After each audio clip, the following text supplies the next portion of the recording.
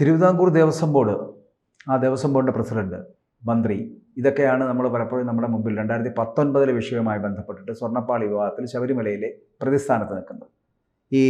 ഇപ്പോൾ തന്നെ നമുക്കറിയാം 8ാം പ്രതിസ്ഥാനത്തേക്ക് തിരുവിതാംകൂർ ദേവസ്വം ബോർഡ് എത്തിയിട്ടുണ്ട്. ഇതിനു മുമ്പ് നമ്മൾ പലപ്പോഴും കഴിഞ്ഞ ചർച്ചകളിലൊക്കെ കഴിഞ്ഞ ദിവസങ്ങളിലൊക്കെ പറയുന്നത് 2019 ഈ ശ്രീകോവിലിലെ ഈ സ്വർണ്ണപ്പാളിയുമായിട്ട് ബന്ധപ്പെട്ട് വരുന്ന വിഷയങ്ങളിലൊക്കെ മുൻ ദേവസ്വം പ്രസിഡന്റ് പത്മകുമാറും മന്ത്രിയൊക്കെ പ്രതിയായിരുന്നു എന്നുള്ള രീതിയിലേക്കാണ് നമ്മൾ വാദിച്ചുകൊണ്ടിരുന്നത്. എന്നാൽ അന്ന് ഈ 2019 ഫെബ്രുവരി മാസം 16 നൽകുന്ന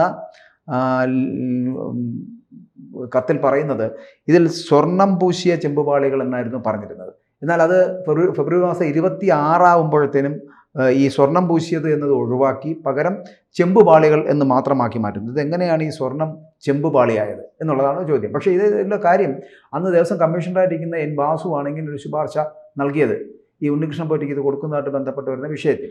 അതിനുശേഷം ഇയാൾ പ്രസിഡന്റ് ആവുന്നുണ്ട്. ഇയാൾ പ്രസിഡന്റ് ആയതിനു ശേഷമാണ് ഈ സ്വർണം പൂശിയത് എടുത്ത് മാറ്റിയിട്ട് ചെമ്പുപാളികൾ എന്നുള്ള തരത്തിലേക്ക് എത്തപ്പെടുന്നത്. അങ്ങനെയാണെങ്കിൽ ഇതിൽ യഥാർത്ഥ കള്ളൻ എന്ന് പറയപ്പെടുന്ന അല്ലെങ്കിൽ പ്രതി എന്ന് പറയപ്പെടുന്നത് വാസുവായിട്ട് നമ്മൾ സംശയിക്കേണ്ടതല്ലേ? എന്തുകൊണ്ടത് വാസുവിലേക്ക് എത്തപ്പെടുന്നില്ല എന്നുള്ളതാണ്. വാസുവിൻ്റെ പൊളിറ്റിക്കൽ ക്ലൗട്ട് എന്നുള്ള ഒറ്റ വാക്കേ അതിന് ഉത്തരമുള്ളൂ. വാസുവിനെ ആരാണ് അവിടെ നിയമിച്ചത്? മുഖ്യമന്ത്രി പിണറായി വിജയന. ഉദ്ദേശം രണ്ടായിരുന്നു. സ്വർണം പൂശൽ മാത്രമല്ല, എൻ വാസുവിനെയാണ് സ്ത്രീ പ്രവേശനം തടസ്സമില്ലാതെ നടത്താൻ വേണ്ടിയിട്ടുള്ള ഏറ്റവും സമർത്ഥനായ ദേവസ്വം ബോർഡ് പ്രസിഡന്റായിട്ട് കണക്കാക്കിയത്. എന്തിനു വേണ്ടിയായിരുന്നു അത്? അവിടെയുള്ള വിശ്വാസം നശിപ്പിക്കാൻ, അയ്യപ്പനെ നശിപ്പിക്കുക. 1953 റിയൽ എസ്റ്റേറ്റ് മാഫിയ,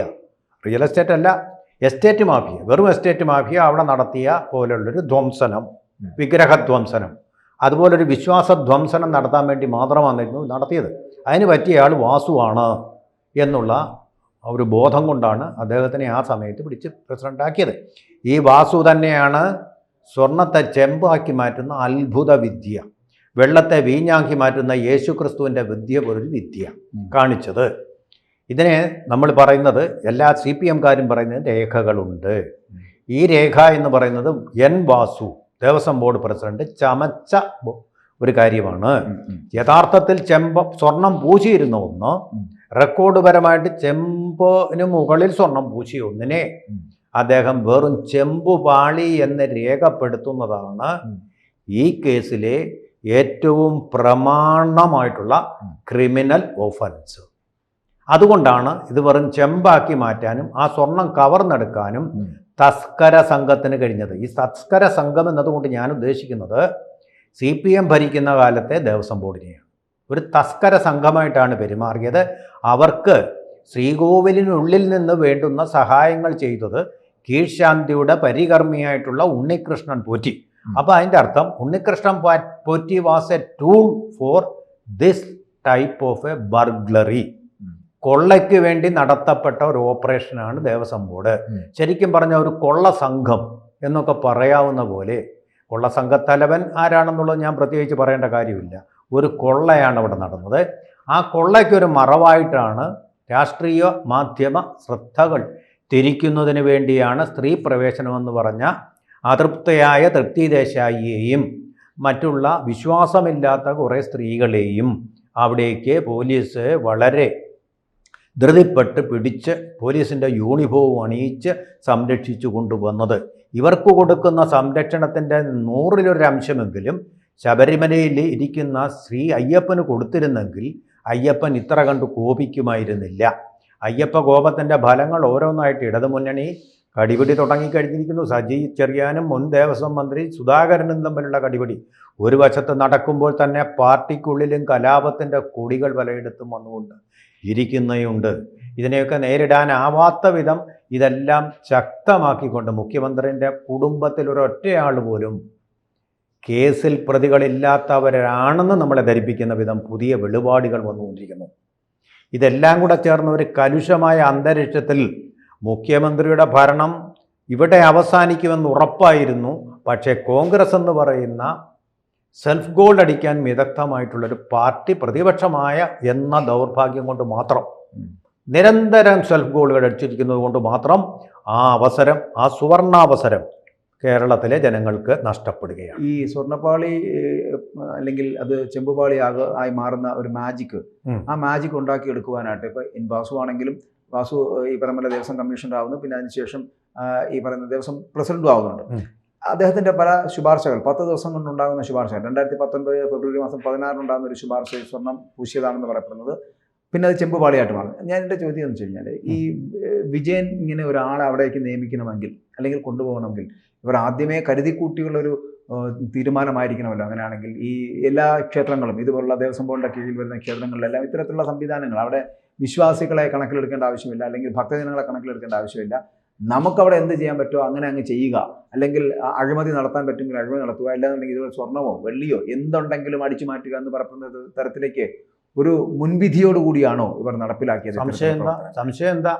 അയ്യപ്പനിലുള്ള എല്ലാ വിശ്വാസവും അയ്യപ്പൻ എന്ന സുവർണ സത്യത്തെ തന്നെ അതിന് കളങ്കമേൽപ്പിക്കുക എന്നുള്ളതാണ് അവരുടെ ലക്ഷ്യം.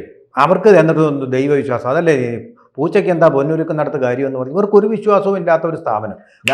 ആ വിശ്വാസം ഇല്ലാത്തവരാണ് അയ്യപ്പ സംഗമം പമ്പയിൽ നടത്തിയിരിക്കുന്നത്. ടിപ്പു സുൽത്താനെ പോലെ, ബാബറിനെ പോലെ. ബാബർ അവിടുത്തെ ശ്രീരാമക്ഷേത്രം പൊളിച്ചടുക്കിയിട്ട് അവിടെ ഒരു മസ്ജിദ് സ്ഥാപിച്ചു. എന്തിനു വേണ്ടിയാ? പ്രാർത്ഥിക്കാൻ വേണ്ടിയിട്ടല്ല. നിങ്ങളുടെ ക്ഷേത്രം ഞങ്ങൾ നശിപ്പിച്ചു എന്ന് വരുത്താൻ വേണ്ടി. അതുപോലെ ദേവസ്വം ബോർഡ് പ്രവർത്തിക്കുന്നത്. നിങ്ങളുടെ വിശ്വാസം, നിങ്ങളുടെ സ്വർണ്ണങ്ങളെല്ലാം ഞങ്ങൾ അടിച്ചു മാറ്റി, എന്താ അയ്യപ്പൻ ചെയ്യാമെങ്കിൽ ചെയ്യട്ടെ എന്നുള്ളതാണ്.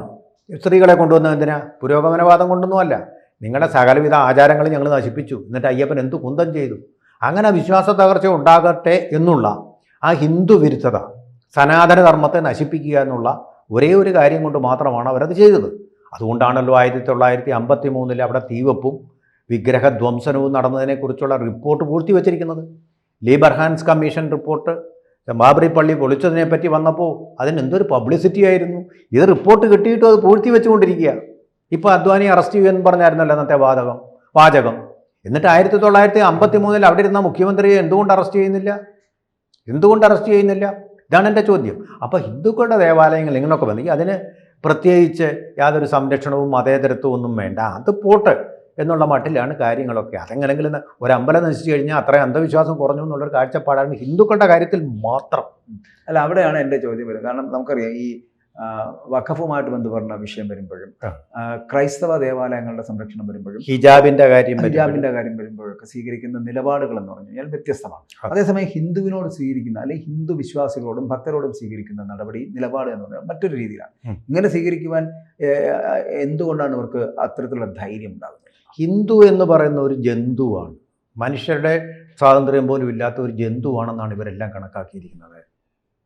ഈ അടിമത്ത സമ്പ്രദായത്തിൽ വിശ്വസിക്കുകയും അതിൻ്റെ ഗുണഫലങ്ങൾ അനുഭവിക്കുകയും ചെയ്ത് അതിനെ അംഗീകരിക്കുകയും ചെയ്ത മതങ്ങളുണ്ട്. ഒരൊറ്റ വാക്കെതിരായിട്ട് പറയാൻ ധൈര്യമുണ്ടോ ഇവരിൽ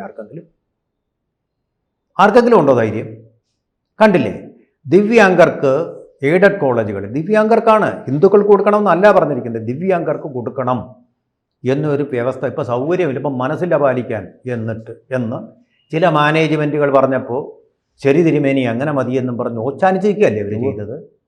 എന്തേ?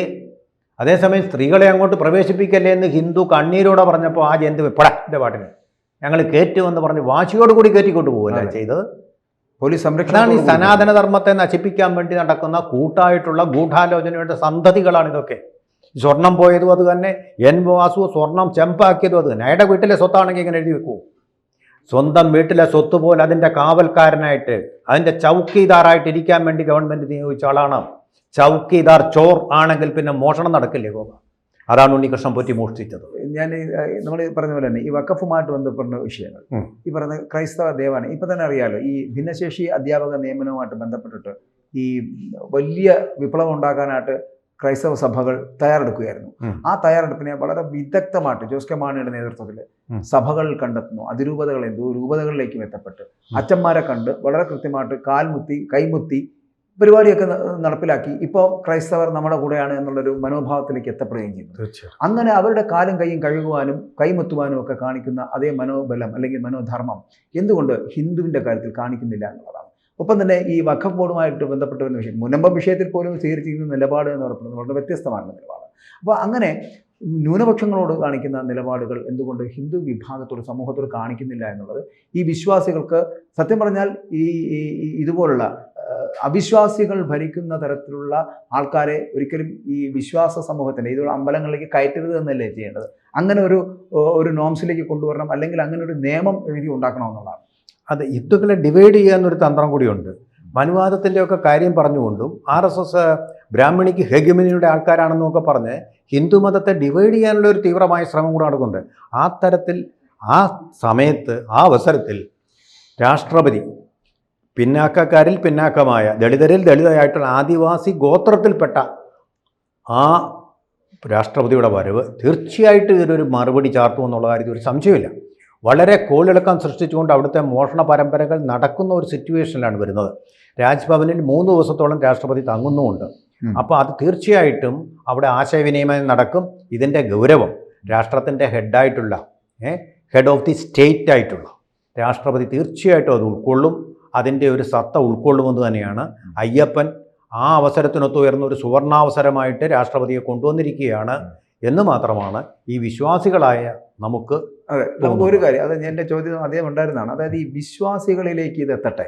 തിരുവിതാംകൂർ ദേവസ്വം ബോർഡും അത് ഭരിക്കുന്നതും ക്ഷേത്രങ്ങളിലെ, അതായത് ഹിന്ദു ക്ഷേത്രങ്ങളുടെ എല്ലാം അധികാരം എന്ന് പറയുന്നത്, അല്ലെങ്കിൽ അവരുടെ അതിനെ ഭരിക്കുവാനുള്ള സ്വാതന്ത്ര്യം പറയുന്നത് ഹിന്ദുക്കൾക്ക് കൊടുക്കട്ടെ, അല്ലെങ്കിൽ വിശ്വാസികൾക്ക് കൊടുക്കട്ടെ. അവിടെ ഈ ഒരു ഭരണ നിയന്ത്രണം ആവശ്യമില്ല എന്ന് പറയുന്ന തരത്തിലേക്ക് എത്തപ്പെടേണ്ടതല്ലേ? ഇതുപോലുള്ള അവിശ്വാസികൾ കട്ടുമുടിക്കുന്നുണ്ടെന്ന് ഞാൻ ചോദിക്കുന്നത്. തീർച്ചയായിട്ടും വേണ്ടതാണ്. ഈ കള്ളന്മാർ CPM-കാർ ഒരിക്കലും ദേവസ്വം ബോർഡ് ഭരിക്കരുതെന്നുള്ള നിയമം വരേണ്ടതാണ്. കക്കാൻ വേണ്ടിയും വിശ്വാസം തകർക്കാൻ വേണ്ടിയാണ് കയറി വരുന്നത്. അവരുടെ ഭക്തി എന്ന് പറയുന്നത് കാപട്യമാണ്, അവരുടെ മതേതരത്വം കാപട്യമാണ്, ഒരു സംശയമില്ലാത്ത കാര്യമാണ്. വാസുവും കടകംപള്ളിയൊക്കെ ജയിലിൽ പോകാൻ. കടകംപള്ളി ആയിരുന്നു ഈ കാലഘട്ടത്തിൽ കേന്ദ്രമന്ത്രി. കടകംപള്ളിക്ക് വളരെ വ്യക്തമായിട്ടും അറിയാം ഉണ്ണികൃഷ്ണൻ പോറ്റിയെ കപട നാടകം കളിക്കുകയല്ല ദേവസ്വം മന്ത്രി, കേന്ദ്രമന്ത്രിയല്ല ദേവസ്വം മന്ത്രി, ക്ഷമിക്കണം, ദേവസ്വം മന്ത്രി കപട നാടകം കളിക്കുകയാണ് കടകംപള്ളി സുരേന്ദ്രൻ എന്ന അന്നത്തെ ദേവസ്വം മന്ത്രി. എപ്പോഴും വാചാലനായിട്ടുള്ള അദ്ദേഹം എന്താ ഇപ്പം മുനിയായിട്ട് നടക്കുന്നത്, മൗനമായിട്ട് നടക്കുന്നത്? ഇതെല്ലാം ഹിന്ദുക്കളുടെ ഒരു ക്ഷേത്രത്തിന് നേരെ കുറച്ചുകൂടി ഹിന്ദു കുറച്ചുകൂടെ ഉണരേണ്ടതുണ്ടെന്ന് തോന്നുന്നു. ഹിന്ദു എന്ന ജന്തുവിനെതിരെ നിങ്ങൾക്ക് എന്തും ചെയ്യാമെന്നുള്ളതിൻ്റെ തിളങ്ങുന്ന ഉദാഹരണങ്ങളാണ് ഇവരെല്ലാം. കൂടുതൽ വാർത്തകളും വിശേഷങ്ങളും നിങ്ങളിലേക്ക് എത്താൻ ABC മലയാളം സബ്സ്ക്രൈബ് ചെയ്യുക, ബെൽ ബട്ടണും അമർത്തുക.